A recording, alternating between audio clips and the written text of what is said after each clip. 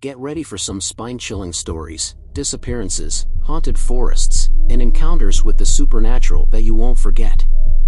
Where in the world are you watching from? Let me know in the comments.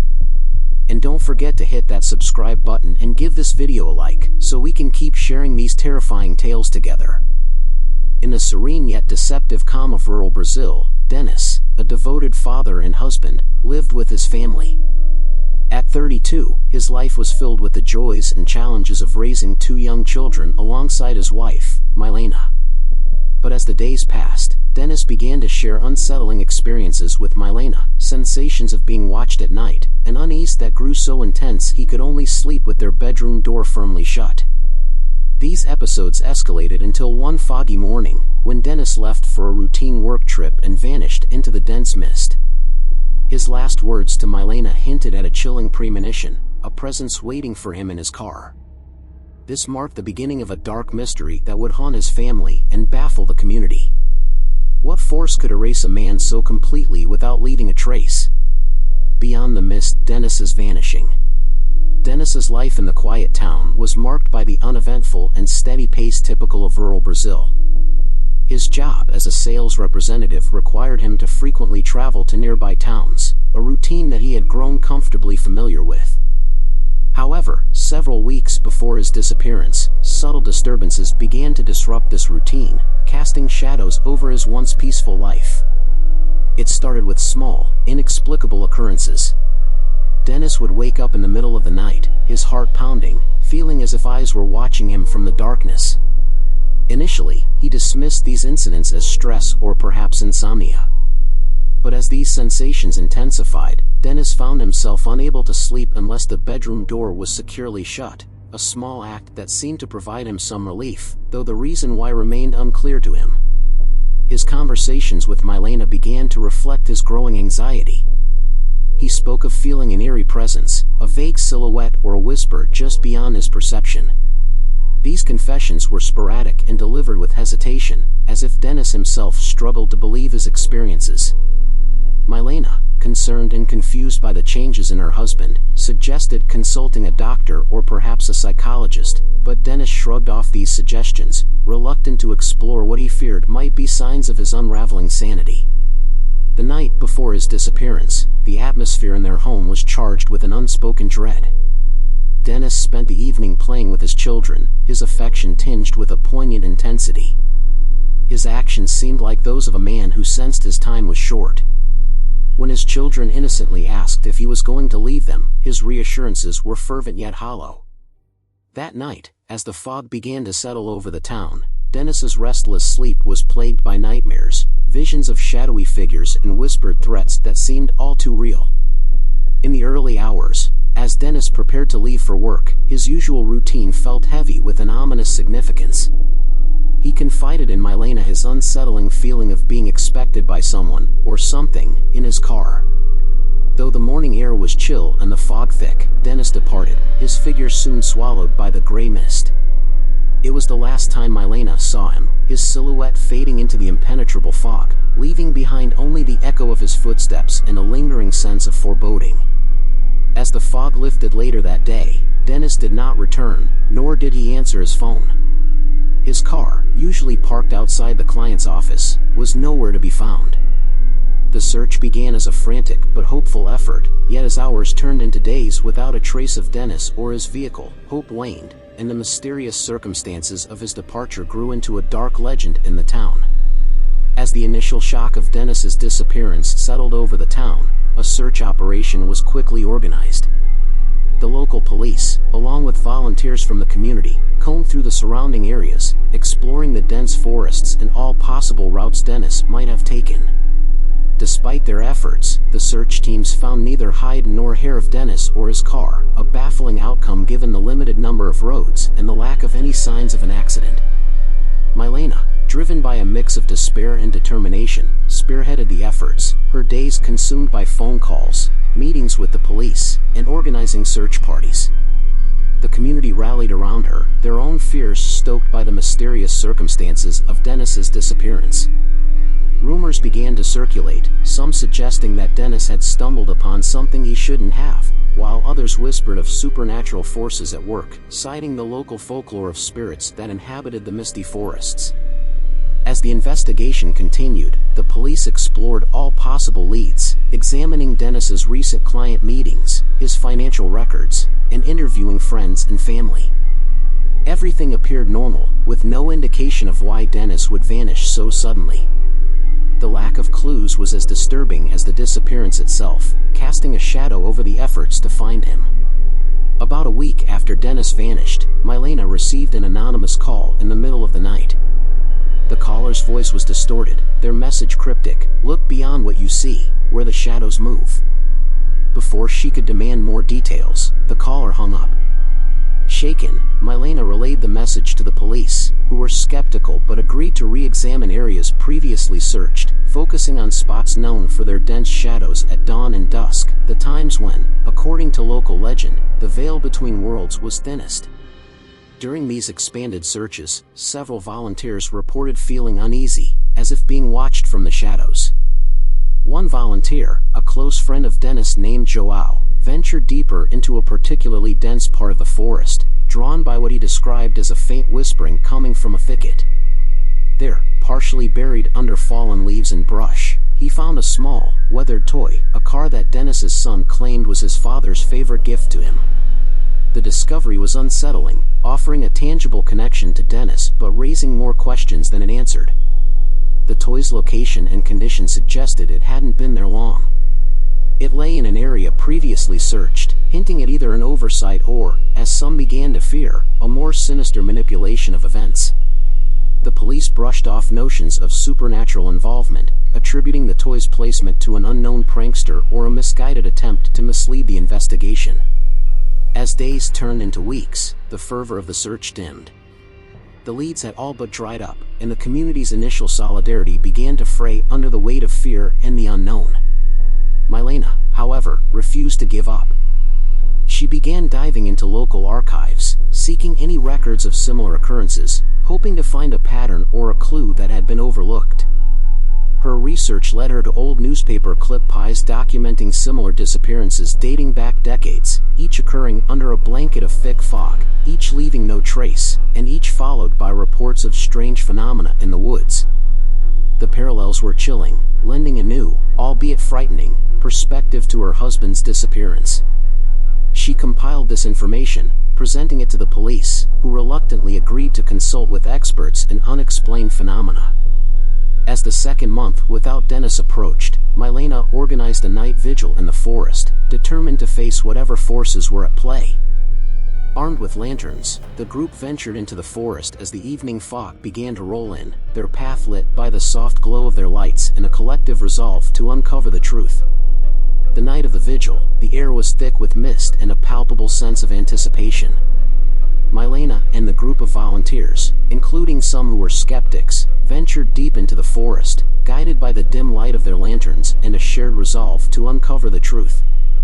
The forest was eerily silent, the usual nocturnal sounds subdued by the dense fog that seemed to swallow sound and light alike. As they reached the site where Joao had found the toy car, a sudden chill swept through the group. The shadows cast by their lanterns flickered unnaturally, as if disturbed by an unseen presence. Milena, feeling a surge of both fear and determination, urged the group onward, her voice barely above a whisper.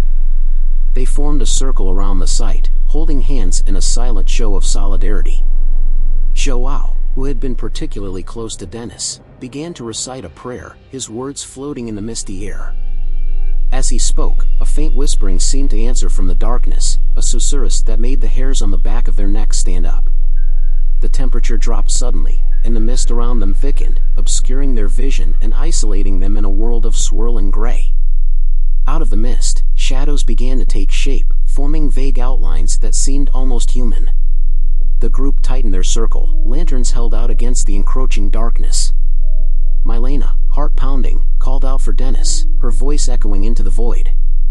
Then, as if in response, a series of soft thuds sounded from within the forest, like footsteps approaching. The group strained their eyes, trying to pierce the thick fog. The silhouette of a man appeared, moving towards them with an uneven gait.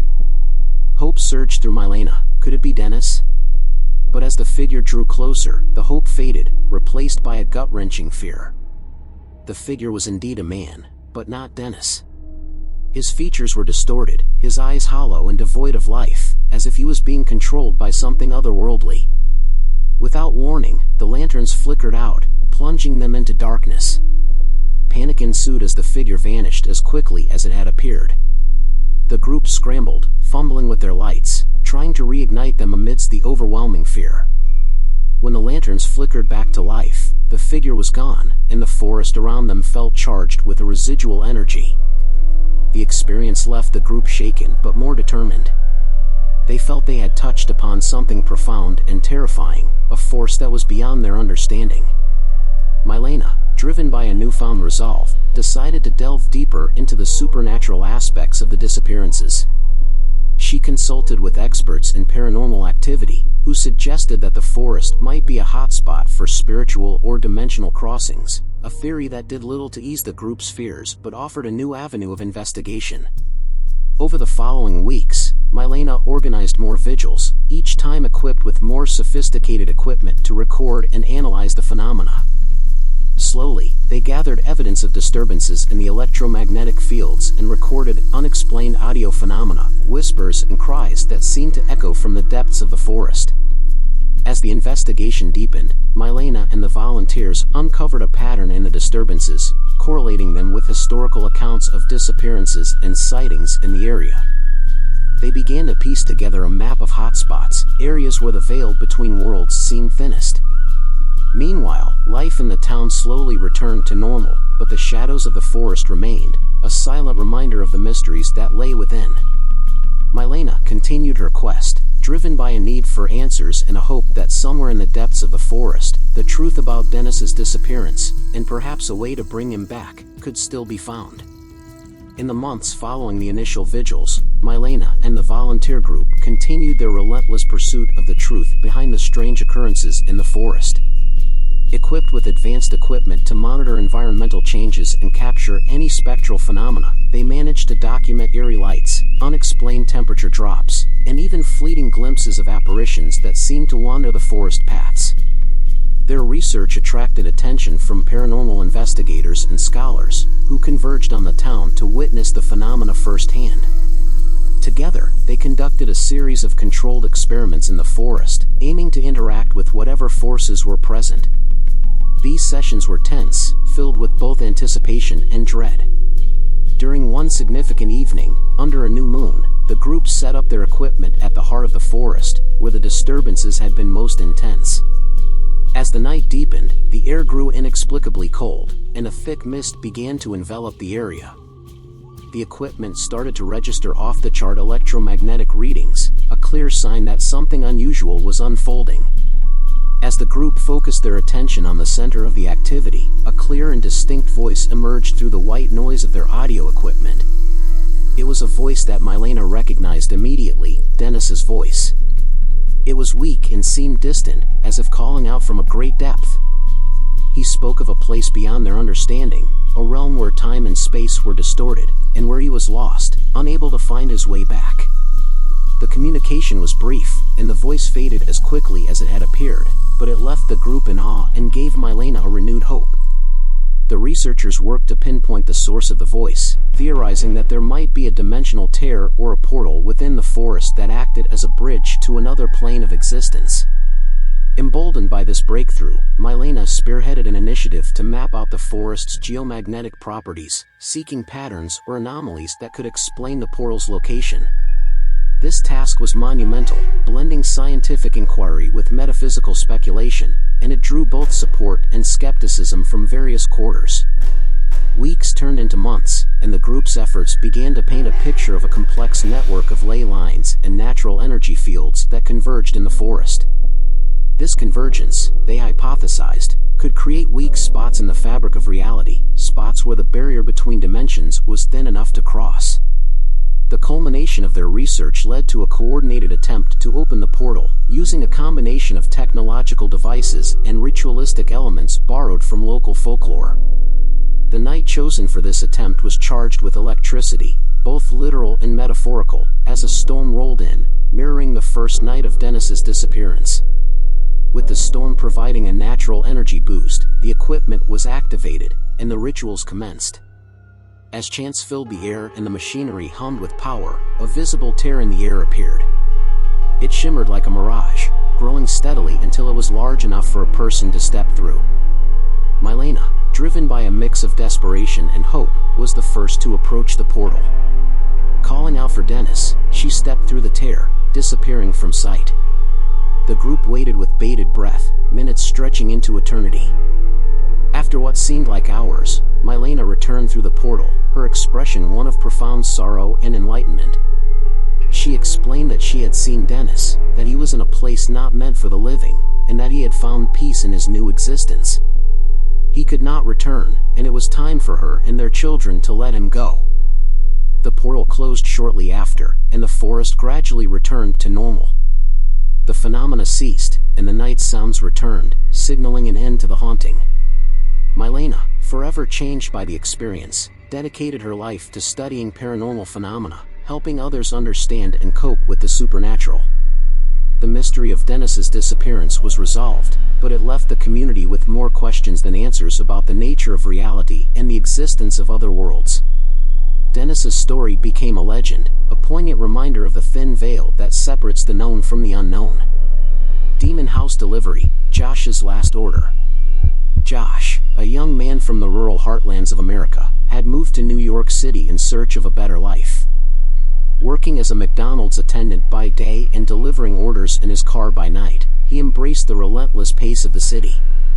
However, one fateful Friday the 13th, as Halloween approached, his ordinary routine took a chilling turn. After a particularly exhausting yet fulfilling day at work, where he received numerous compliments from customers, Josh set out for his evening deliveries at 8 p.m. His journey began ordinarily enough, but the atmosphere shifted as he picked up a peculiar package from a local restaurant. The package, distinctively eerie with its black wrapping and red macabre inscriptions, seemed fitting for the season, yet an ominous feeling lingered. As he drove towards a remote, dimly lit neighborhood of New York, a sense of dread slowly crept over him, amplified by the sinister gaze of unseen eyes that seemed to watch him from the shadows of the houses. Josh's evening deliveries began under the cloak of an increasingly overcast sky, the city's vibrant pace transitioning into the quieter, more sinister rhythms of its outer neighborhoods. As he navigated his way to the delivery address, the black package sat ominously beside him, its red inscriptions catching the glow of the streetlights intermittently, adding a chilling touch to the already eerie atmosphere. The deeper he drove, the more isolated he felt. The usual city sounds faded away, replaced by the quiet of an unusually dark neighborhood. Sparse streetlights flickered as he passed, casting long shadows that seemed to flick with malicious intent. Josh could feel the weight of watchful eyes, although every glance in the rearview mirror only showed the empty road behind him. Rain began to patter softly against the windshield, accompanied by the distant rumble of thunder. Each flash of lightning briefly illuminated the street in stark, ghostly light, revealing the decrepit state of the buildings and the overgrown vegetation that seemed to crawl towards the street, as if trying to escape the dark themselves. Finally, Josh arrived at the destination, a house far removed from its nearest neighbors, standing alone like a forgotten relic. The house was shrouded in darkness, save for a single flickering light at the entrance that struggled to pierce the gloom. With a hesitant breath, Josh stepped out of his car, the package in hand, and approached the house. The front door was slightly ajar, creaking mournfully in the wind. He rang the bell several times, but received no response, only the sound of the wind whistling through the cracks of the old house. A voice suddenly called out from the side of the house, a raspy whisper that made Josh's skin crawl. It beckoned him to come around to the back. Heart pounding with a mix of fear and obligation to complete his delivery, Josh cautiously made his way to the side of the house. The garden was wild, with long shadows cast by the moonlight that flickered through the racing clouds above. As he rounded the corner, the back of the house loomed up before him, darker and even more foreboding than the front. As Josh rounded the corner to the back of the house, the air grew inexplicably colder, the kind of cold that seeps into your bones, hinting at the unseen and inexplicable. The voice that had called him seemed to dissipate into the wind, leaving behind only a heavy silence that weighed on his ears. His footsteps on the gravel path were muffled, yet to him, they sounded like thunderclaps in the quiet of the night. The backyard was overgrown, with wild bushes and tall grass swaying in the gusty wind. The only light came from the occasional flash of lightning that split the sky, each flash revealing the yard in staccato snapshots of desolation. Josh's eyes darted around, searching for any sign of the person who had called him, but he saw no one. As he approached a small, dilapidated shed in the far corner of the yard, the door creaked open slowly by itself, as if inviting him in. The air around him felt charged, the hairs on his arms standing on end.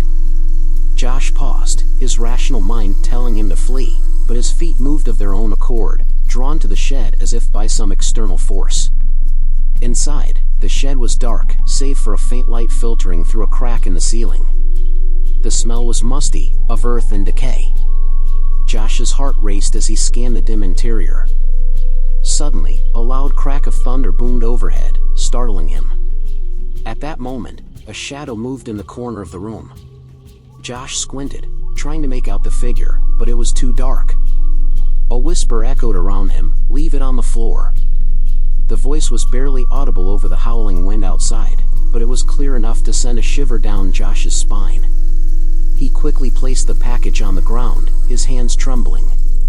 As he turned to leave, a cold gust of wind blew through the shed, the door slamming shut behind him, plunging him into darkness. Panic set in as Josh fumbled for the door, his breaths coming in short, sharp gasps. The door wouldn't budge. He pounded on it, his shouts for help lost in the wind. Then, as suddenly as it had closed, the door swung open, revealing the stormy night outside. Josh didn't look back as he sprinted back to his car, the feeling of being watched still prickling at the back of his neck.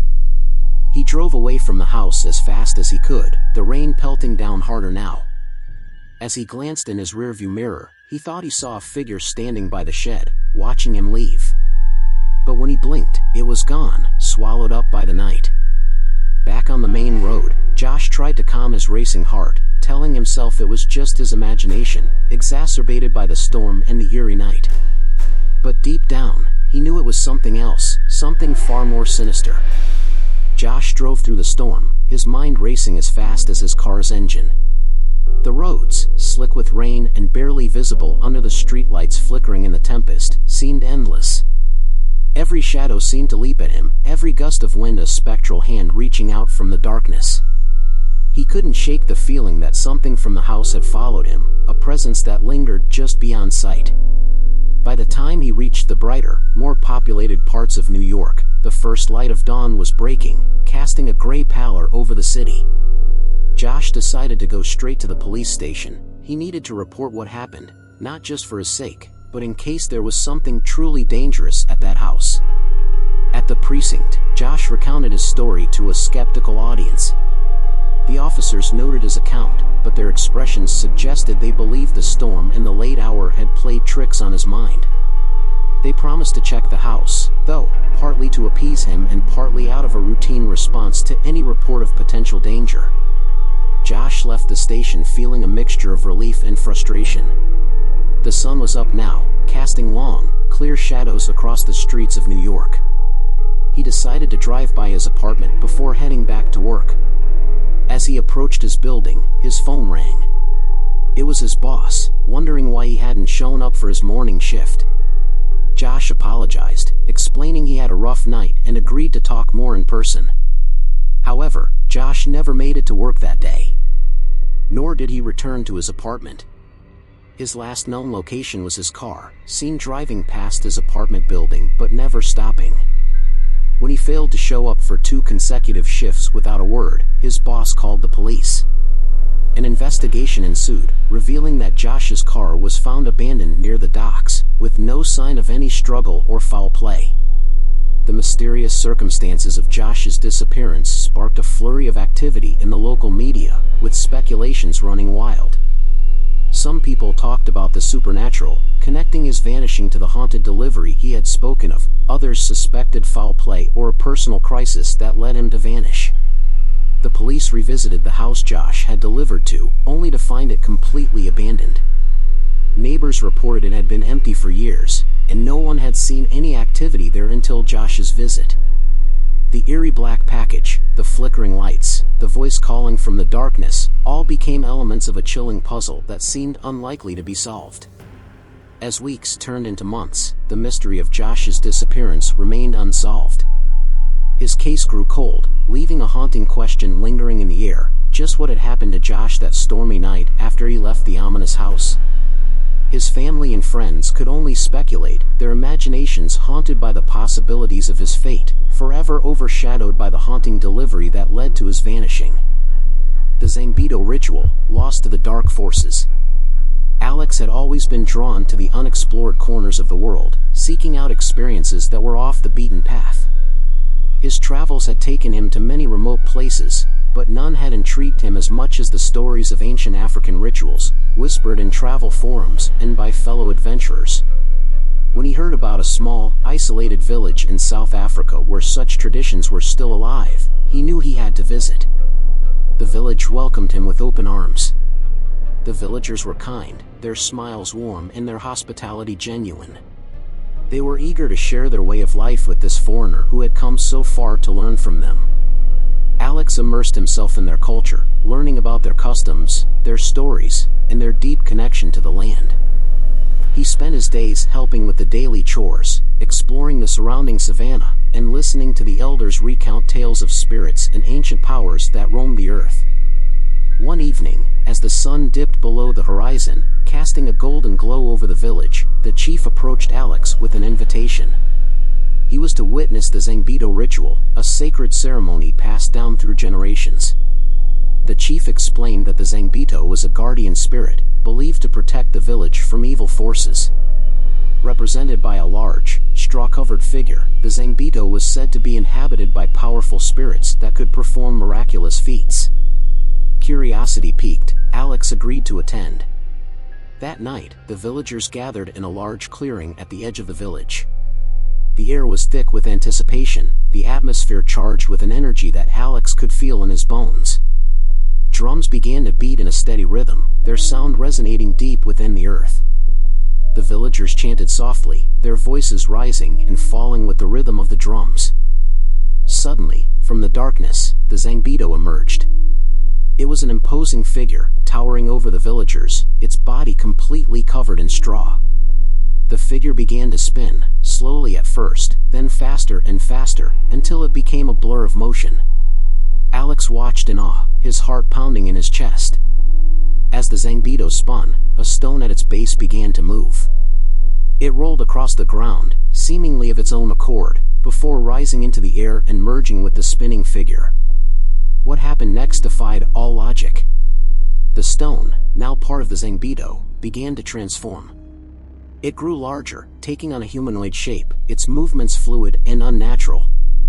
The figure, now resembling a giant made of straw, continued to spin with incredible speed, its form flickering in and out of the light cast by the villagers' torches. Alex felt a chill run down his spine. This was no trick of the light, no clever illusion. What he was witnessing was real, and it was terrifying. The ritual continued for what felt like hours, the Zambito spinning relentlessly, the drums beating in time with its movements. Finally, as the first light of dawn began to creep over the horizon, the Zambito slowed its dance. The stone detached from the figure and fell to the ground with a heavy thud. The villagers cheered, their voices filled with reverence and relief. The ritual was over. As the villagers dispersed, Alex remained rooted to the spot, staring at the stone. He couldn't explain what he had seen, but he knew he had to understand it. He had to know if there was some rational explanation for what he had witnessed, or if it truly was a manifestation of the supernatural. Later that night, after the village had fallen silent, Alex slipped out of his hut and made his way back to the clearing. The stone lay where it had fallen, its surface smooth and unremarkable in the dim light. Alex reached out to touch it, his heart pounding with a mix of fear and excitement. As his fingers brushed the stone, a sudden, overwhelming sense of dread washed over him. He felt as if something dark and malevolent was watching him, waiting to claim the stone in him. He pulled his hand back, but it was too late. the air around him grew cold, and a presence seemed to press in on him from all sides. He could barely breathe, his chest tight with fear. In the silence of the night, he heard a whisper, low and sinister, promising him a fate worse than death. Alex tried to run, but his legs wouldn't move. Panic surged through him, and he screamed, a sound so raw and primal that it echoed through the village, waking the villagers from their sleep. The villagers rushed from their huts, alarmed by the piercing scream that had shattered the stillness of the night. They grabbed torches and hurried toward the clearing, their minds racing with fear and confusion. As they approached, the night air was filled with an eerie silence, broken only by the rustle of leaves and the gentle breeze. The scene that awaited them was one that none of them would ever forget. In the clearing, under the pale light of the moon, they found only Alex's clothes scattered on the ground, eerily undisturbed, as if he had simply vanished from within them. The stone of the Zambito lay a short distance away, its surface glistening in the faint light, but there was no sign of Alex. No footprints, no struggle, nothing to suggest what had happened to him. It was as if the night had swallowed him whole. The villagers gathered around the spot, their torches casting long shadows across the ground. Fear and dread hung thick in the air, for they knew that the Zambito ritual was sacred, not to be tampered with. The chief stepped forward, his face grim as he surveyed the scene. He knelt beside the stone, whispering a prayer to the spirits, hoping for guidance, but the night offered no answers. As the reality of what had happened began to sink in, whispers of the supernatural spread through the crowd. The villagers spoke of spirits and ancient powers, of beings that existed beyond the physical world, waiting for an opportunity to cross over. They believed that Alex had angered the spirits by attempting to take the stone, and in doing so, had invited something dark and malevolent into their world. The chief ordered the villagers to collect Alex's belongings and to leave the stone where it was. He warned them not to touch it, not to disturb it in any way, for fear of invoking the same fate. The villagers obeyed, gathering Alex's clothes with trembling hands and retreating back to the safety of the village, their hearts heavy with fear and sorrow. Back in the village, the chief held a council with the elders. They discussed what had happened, trying to make sense of the event. But no matter how they analyzed it, the conclusion was the same: Alex had been taken by forces beyond their understanding. They knew that the Zambito ritual was a powerful and sacred event, one that connected them to the spiritual world. But it was also dangerous, and Alex's disappearance served as a grim reminder of the consequences of meddling with the unknown. Word of the incident spread quickly through the region, drawing attention from nearby villages and even distant towns. Yet, despite the growing interest, none dared to approach the village or the cursed stone. Fear of the unknown kept them away, and the story of Alex's disappearance became a cautionary tale, warning others of the dangers of curiosity in the face of ancient and powerful forces. As the days turned into weeks, the village attempted to return to normal, but the shadow of Alex's disappearance loomed large. The villagers were more cautious, their movements more deliberate, as if they feared disturbing the spirits that now watched them more closely than ever. The stone was moved to a hidden location deep within the savanna, where it was guarded and kept out of sight, a relic of the tragedy that had befallen the village. Despite the chief's efforts to protect his people, the fear that something dark had been unleashed lingered. The night seemed darker, the air heavier, and the feeling that they were being watched never truly left. They avoided the clearing where Alex had vanished, and the sound of the drums that once signaled the start of the Zambito ritual was now met with a sense of dread rather than reverence. Alex's disappearance remained a mystery, one that would never be solved. No trace of him was ever found, and his fate became the stuff of legends, stories told in hushed tones around the fire, warning others of the dangers that lay beyond the veil of the known world. The village was never the same, marked forever by the night when the spirits came to claim one of their own. In the days following Alex's disappearance, a palpable tension settled over the village. The once vibrant and welcoming community was now shrouded in fear and uncertainty. The villagers went about their daily routines with a sense of foreboding, always casting wary glances towards the direction of the clearing where Alex had vanished. The Zambito stone, now hidden deep within the savanna, weighed heavily on their minds. The village elders convened regularly, discussing what had happened and how to protect the village from further misfortune. The chief, a man who had always been seen as a strong and wise leader, now wore the burden of the village's collective fear on his shoulders. He knew that Alex's disappearance was not just an isolated incident, it was a sign that something had been disturbed, something that should have been left alone. The elders decided to conduct a series of rituals to appease the spirits and cleanse the village of the dark presence that had taken Alex. These rituals were performed with great care, involving the entire village in prayers, offerings, and ceremonies designed to restore balance. But despite their best efforts, the villagers could not shake the feeling that the spirits were still watching, waiting for another opportunity to make their presence known. As the weeks turned into months, strange occurrences began to plague the village. Livestock would go missing without a trace, and crops that had once flourished now withered inexplicably.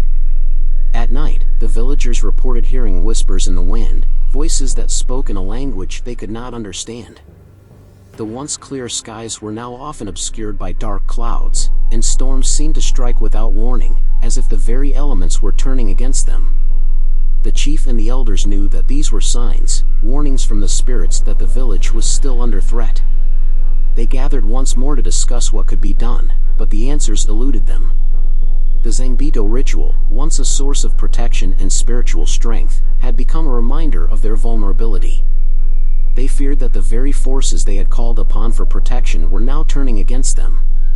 Despite the chief's warnings, some villagers began to speak of leaving the village, seeking refuge elsewhere. They believed that the curse that had taken Alex would not rest until it had claimed more lives. The chief, however, was determined to stay. He believed that abandoning the village would only anger the spirits further and bring their wrath down upon them with even greater force. In an effort to find answers, the chief sent word to neighboring villages and distant tribes, seeking out shamans and spiritual leaders who might help them understand what had happened. One by one, these experts came, each offering their own interpretation of the events. Some suggested that Alex had been taken to another realm, a place between life and death, where the spirits resided. Others believed that Alex had been claimed as a guardian, destined to serve the Zambito for eternity.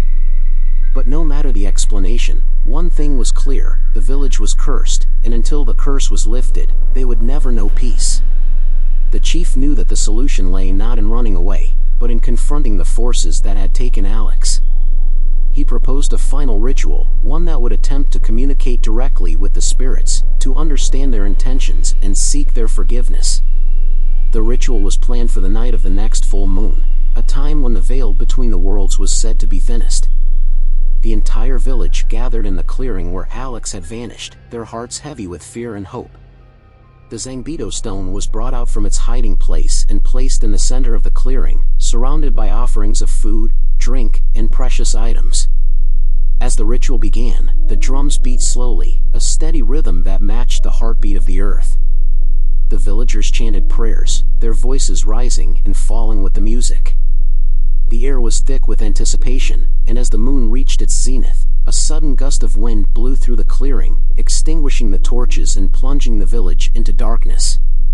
In the darkness, the stone began to glow faintly, a soft, eerie light that illuminated the clearing. The villagers watched in awe and terror as the light grew brighter, and the stone began to lift off the ground, spinning slowly.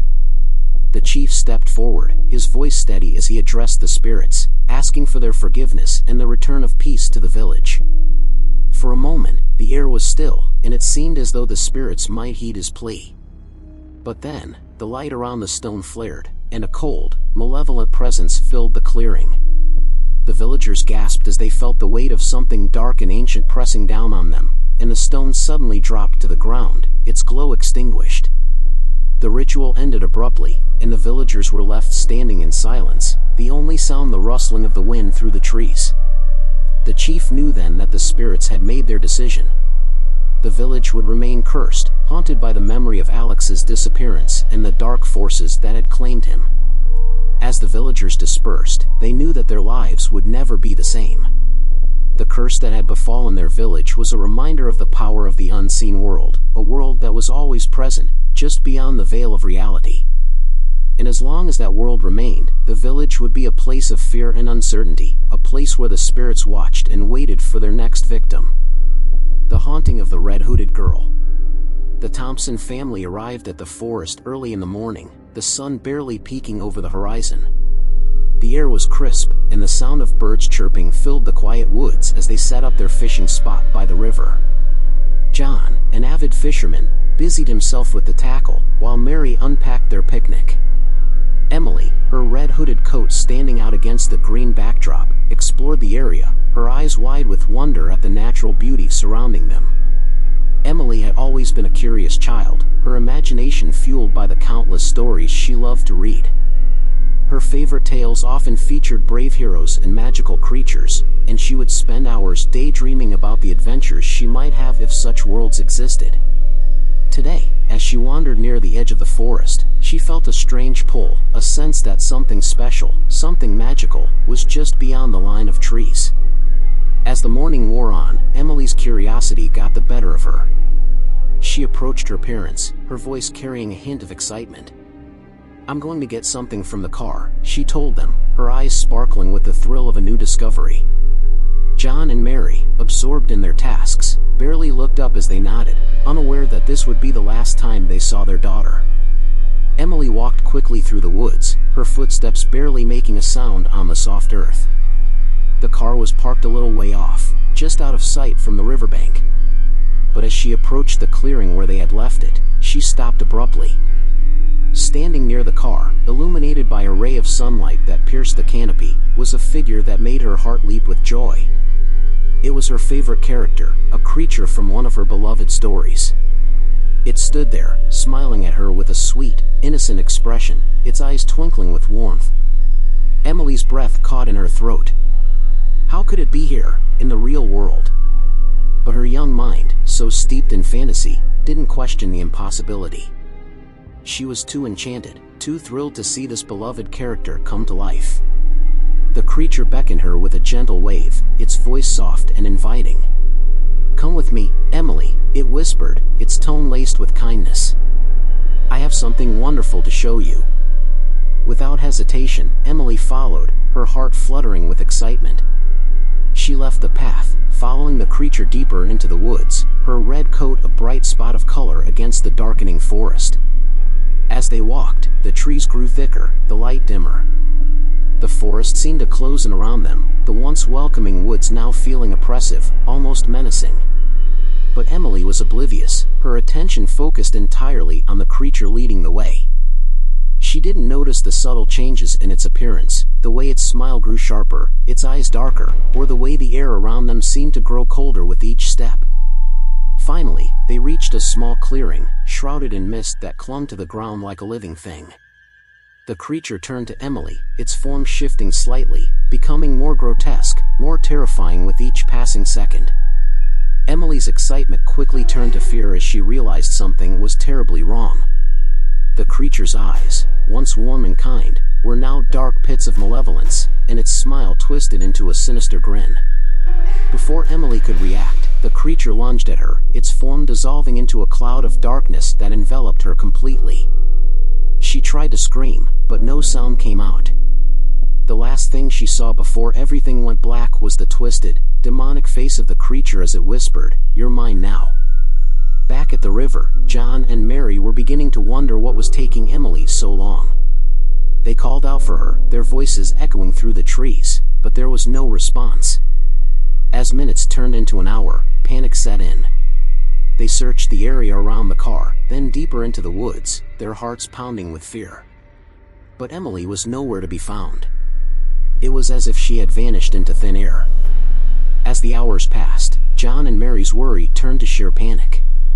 They called Emily's name over and over, their voices growing hoarse, but the only response was the rustling of leaves in the wind. The sun was beginning to dip low in the sky, casting long shadows across the forest floor, and with each passing minute, the woods seemed to grow darker and more ominous. Desperation set in as they began to search frantically, moving further away from the river and deeper into the woods. The trees seemed to close in around them, their branches reaching out like skeletal fingers, and the once peaceful forest now felt like a maze with no end. Mary clutched at John's arm, her eyes wide with fear. "Where could she have gone?" she whispered, her voice trembling. John tried to stay calm, but the dread in his chest was tightening like a vice. "She can't be far," he said, trying to reassure both her and himself. "Maybe she got turned around, or maybe she's hiding somewhere. We'll find her." But even as he spoke, a creeping sense of unease gnawed at him. Something felt wrong, terribly wrong. As they pushed deeper into the woods, a thick, dark fog began to roll in, seemingly from nowhere. It enveloped the trees, shrouding the forest in an eerie, impenetrable mist. The air grew cold, and an unnatural silence fell over the forest, as if the very world was holding its breath. The fog swirled around them, making it difficult to see more than a few feet ahead. Suddenly, a faint sound broke the silence, a soft, almost melodic humming. It seemed to come from all directions at once, echoing through the trees. John and Mary froze, straining to hear. The humming grew louder, and with it came a strange, unsettling sensation, like icy fingers trailing down their spines. It was a sound that was both familiar and alien, a sound that sent a shiver of fear through their hearts. "Do you hear that?" Mary whispered, her voice barely audible. John nodded, his eyes scanning the fog-shrouded forest. "Emily," he called out, his voice trembling. "Is that you?" But the humming didn't stop. Instead, it grew louder, more insistent, and with it came a faint, echoing laugh, a child's laugh, sweet and innocent, yet somehow twisted and wrong. The sound sent chills through their bodies, and they instinctively stepped closer together, fear gripping them both. The laughter echoed again, followed by the unmistakable sound of footsteps, light, playful footsteps, as if someone was skipping through the forest. John and Mary turned toward the sound, peering into the thick fog. And then, through the mist, they saw a small figure, just a shadow at first, but slowly becoming more distinct.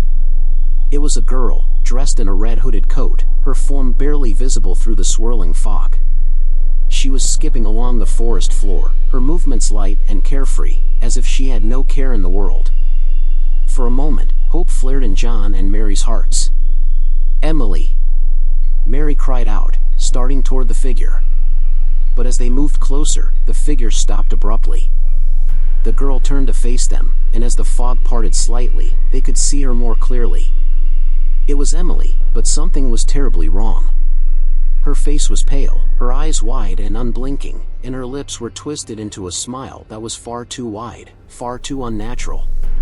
Before John or Mary could react, the figure turned and darted into the fog, disappearing from sight. A chorus of twisted, childlike laughter filled the air, echoing around them in a disorienting cacophony. The fog thickened, and the laughter grew louder, surrounding them, filling their ears with its maddening sound. John and Mary called out to their daughter, their voices desperate, but the only response was the laughter and the sound of footsteps, always just out of reach, always just beyond the edge of the fog. The forest had become a nightmare, a place where nothing was as it seemed, and where their daughter was being pulled further and further away. As the fog continued to thicken, the couple knew they were losing the battle. The forest seemed to be playing tricks on them, leading them in circles, confusing their senses. Every direction looked the same, every sound seemed to come from nowhere and everywhere at once. The laughter faded into whispers, and the fog grew darker, more oppressive. Finally, exhausted and terrified, John and Mary stopped, realizing they were hopelessly lost. They could no longer hear Emily, no longer see anything through the fog. They were alone, trapped in a forest that had turned against them, with no way to find their daughter. As night fell, the dense fog wrapped the forest in an impenetrable shroud, and John and Mary, utterly disoriented, stumbled through the undergrowth, their hope dwindling with each passing moment. The once familiar sounds of the forest were replaced by unsettling whispers and eerie echoes, as if the trees themselves were mocking their desperate search. In the distance, they could still hear the faint sound of Emily's laughter, now distorted and haunting, as if carried on the wind from another world. The laughter was punctuated by the occasional snap of twigs, the rustling of leaves, signs of movement just beyond their sight. But no matter how fast they ran, how frantically they called out, the laughter always seemed to stay just out of reach, taunting them, leading them deeper into the darkness. John's heart pounded in his chest as he clutched Mary's hand, pulling her through the thickening fog. They were both exhausted, their voices hoarse from shouting, their bodies trembling with fear and cold. Mary's eyes were wide with terror, her mind racing with thoughts of what could have happened to their little girl. "We have to find her," she whispered, her voice breaking. "We can't leave her out here." John nodded, his throat too tight to speak. He knew they were running out of time. The forest had become a maze, twisting and turning on itself, making it impossible to find their way back to the river, back to safety. The fog was so thick now that they could barely see a foot in front of them, and every step felt like it was taking them further away from their daughter. Then, as suddenly as it had come, the laughter stopped. The forest fell deathly silent, the only sound the ragged breathing of the terrified parents. They stopped in their tracks, straining to hear anything, any sign of their daughter. But the silence was suffocating, pressing down on them like a weight. "Emily?" John called out, his voice shaking. "Emily, where are you?" But there was no response. The silence stretched on, heavy and oppressive. John and Mary looked at each other, their faces pale and drawn, and in that moment, they both knew they had lost her. Whatever had taken their daughter, whatever dark force had lured her into the forest, had claimed her completely. Desperate and broken, they tried to retrace their steps, but the fog disoriented them, making every direction look the same. Hours passed, and the cold of the night seeped into their bones. They were lost, their minds filled with images of Emily's smiling face, of her playful laughter that now felt like a cruel memory. When they finally stumbled out of the forest, it was dawn. The fog had lifted, but the sun's light brought no comfort. They were met by a search party, alerted by their failure to return. The search for Emily began in earnest, with dozens of people scouring the forest, calling out her name. But there was no trace of her, no footprints, no signs of struggle, nothing but the faint echo of her laughter that seemed to linger in the air. Days turned into weeks, and the search was eventually called off. The Thompsons returned home, their lives shattered by the loss. The forest, once a place of peace and beauty, was now a forbidden zone, its edges marked by the lingering fear of the unknown. The locals spoke in hushed tones about what had happened, warning others to stay away, to never venture into those woods alone. But the story didn't end there. In the years that followed, reports began to surface of strange sightings in the forest. Hikers and hunters claimed to have seen a young girl in a red hooded coat, wandering through the trees. She was often seen skipping, her laughter echoing through the woods. But when approached, she would vanish into the mist, leaving behind only a chilling sense of dread. Some said that Emily had become a part of the forest, a spirit trapped between worlds, forever searching for a way back. Others believed that whatever dark force had taken her was using her as a lure, drawing others into the woods to share her fate. The forest became known as a cursed place, avoided by all but the most foolhardy, and the legend of the girl in the red coat became a ghost story told around campfires, a warning to those who dared to venture too deep into the unknown. The Thompsons never recovered from the loss of their daughter. They moved away from the area, unable to bear the memories of that fateful day.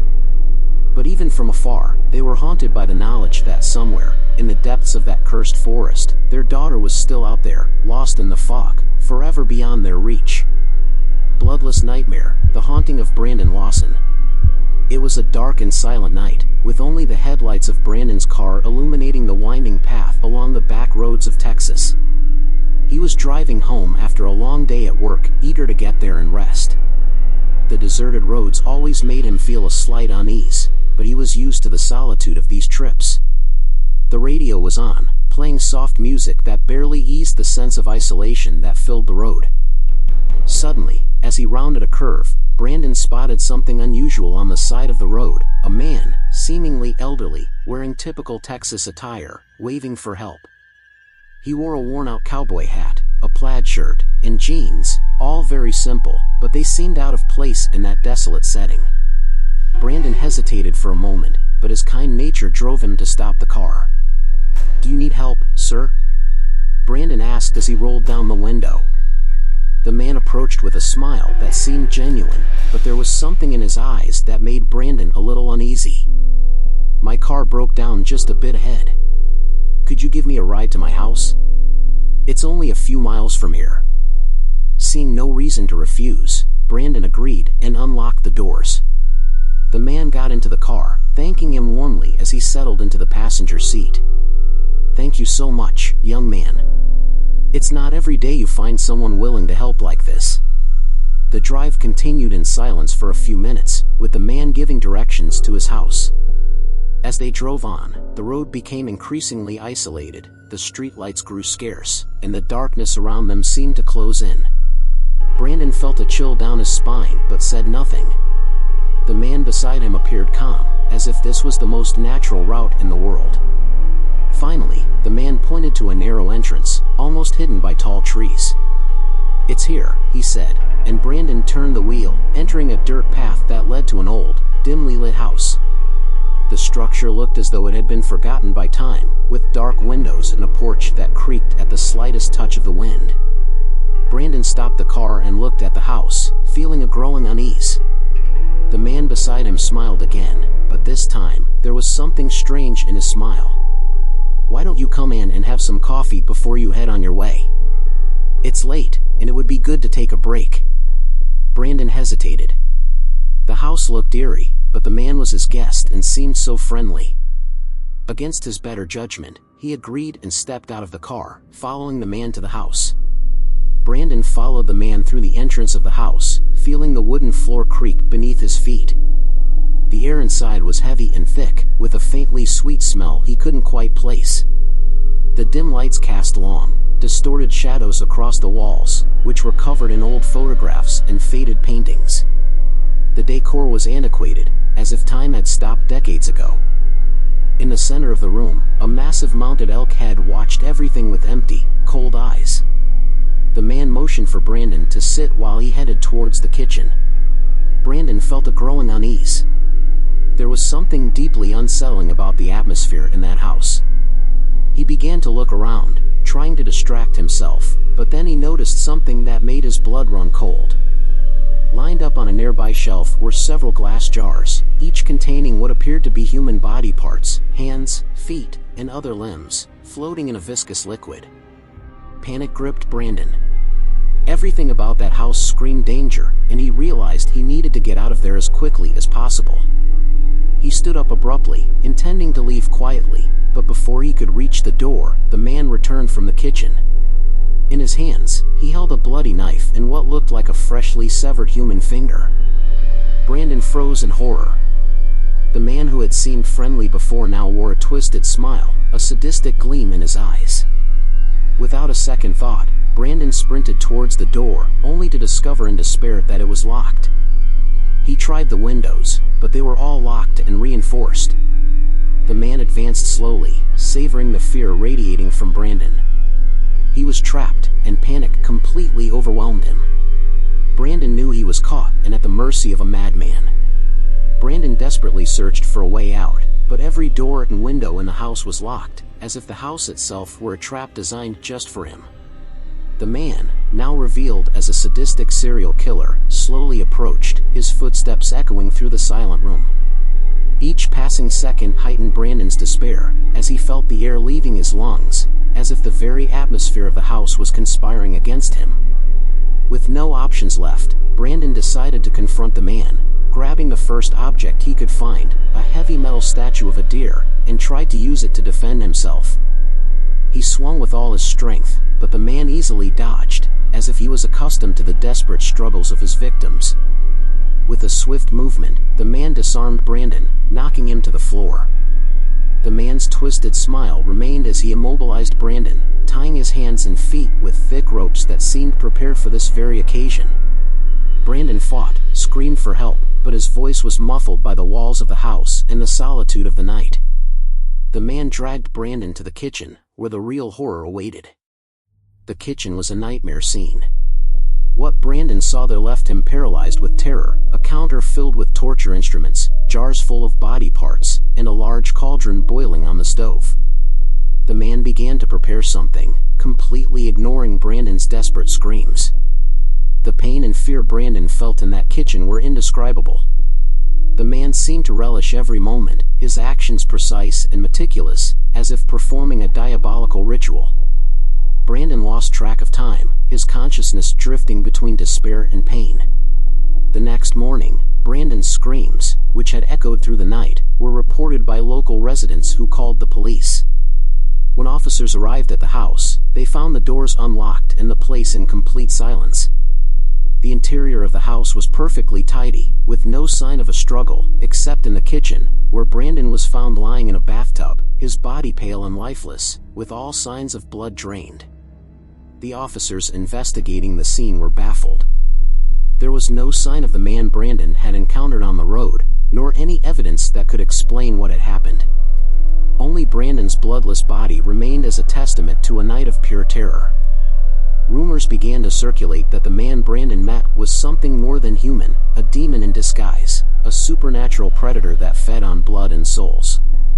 Some believed he wasn't real, but a manifestation of evil, a living legend of the Texas backroads. To this day, the story is told with fear, and many avoid traveling the backroads at night, afraid of encountering that demonic being who still roams, searching for his next victim.